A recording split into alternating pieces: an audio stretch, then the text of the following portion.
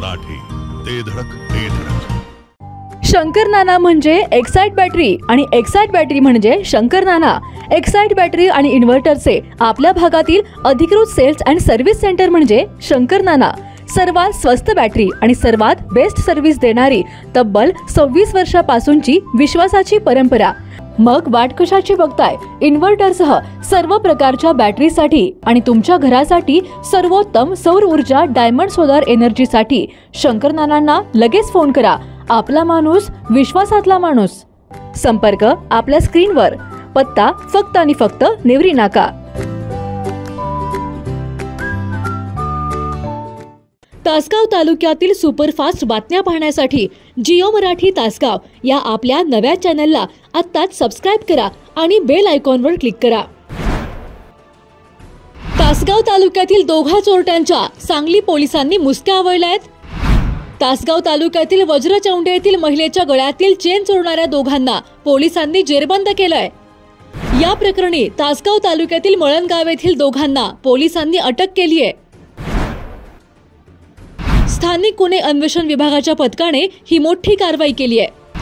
प्रवीण गायकवाड आणि रोहित सपकाळ अशी अटक केलेल्या संशयितांची नावे आहेत.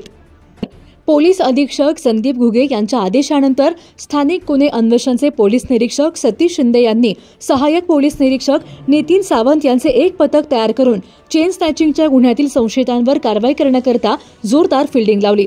त्यानंतर पोलीस कर्मचारी प्रकाश पाटील आणि सागर टिंगरे यांना गोपनीय बातमीदाराकडून जुना जकात नाका माधवनगर परिसरात डिलक्स मोटारसायकल क्रमांक 2776 वरून 2 इसम सोने विक्री करण्याकरता येणार असल्याची माहिती मिळाली. त्यानुसार एलसीबीच्या पथकाने सदर परिसरात सापळा लावला. यावेळी त्या ठिकाणी 2 इसम डिलक्स मोटारसायकल रस्त्याकडेला लावून उभा असल्याचे दिसले. यावेळी सहाय्यक पोलीस निरीक्षक नितीन सावंत यांच्या पथकाने सदर संशयितांना ताब्यात घेऊन त्यांची चौकशी केली. त्यानुसार एका संशयिताने आपले नाव प्रवीण भगवान गायकवाड वय 28 वर्षे राहणार मळणगाव तालुका तासगाव तर दुसऱ्याने आपले नाव रोहित अधिकराव सपकाळ वय 23 वर्षे राहणार गौरगाव तालुका तासगाव जिल्हा सांगली असे असल्याचे सांगितले. यावेळी पोलिसांनी सदर संशयितांची अंगझडती घेतली असता प्रवीण भगवान गायकवाड याच्या पॅन्टच्या खिशामध्ये सोन्याचा दागिना मिळून आला. यावेळी दागिन्याबाबत विचारणा केली असता गायकवाड याने सोबत हजर असलेल्या रोहित सपकाळ याने 15 दिवसांपूर्वी वज्रचौंडे या गावाजवळील रोडवर महिलेच्या गळ्यातील चेन हिसडा मारून चोरी केली होती अशी कबुली दिली आहे.